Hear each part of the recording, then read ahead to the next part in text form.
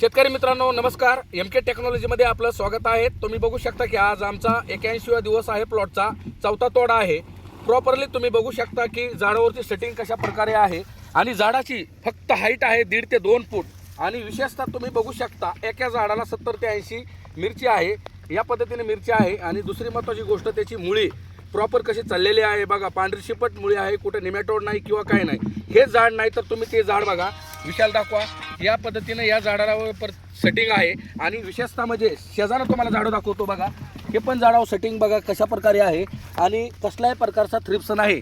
विशेष मला शेतकऱ्यांना एकच सांगायचं आहे की शेतकऱ्यांनी एखादी झाड न फवारता कमीत कमी आणि जास्तीत जास्त पाचव्या किंवा चौथ्या दिवशी स्प्रे करा. सलग स्प्रे द्यायची गरज नाही. खूप खर्च होतो. अनेक शेतकरी मिरचीवर रोग पडल्यावर दुकानाकडे धाव घेतात, ह्याला त्याला विचारतात आणि महाराष्ट्रभर तर शेड्यूल चालू आहे. तर तुम्ही बघू शकता इतर कंपन्यांचे ते काम करतात किंवा स्वतःचे प्रोडक्ट वापरतात आणि शेतकऱ्यांना दिशाभूल केलं जातं आहे आणि सगळ्यात जास्त म्हणजे शेतकरी लुटला जातो आणि शेतकऱ्यांना आर्थिकदृष्ट्या तोट्यात आणतात. त्याच्यामुळं मला एकच सांगणं आहे, मी एक शेतकरी आहे. जरी मी शेड्यूल देत असेल MK टेक्नॉलॉजीचं तरी मी एक शेतकरी आहे.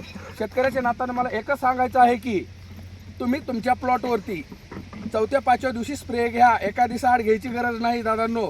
खूप खर्च आहे. तुम्ही बघू शकता औषधं आणायचं मनमानी चालू आहे. एवढ्या औषधाची एवढी किंमत आहे शेतकऱ्यांची. तसं आज तुम्ही बघा, आज 30 रुपये किलो माल चालू आहे.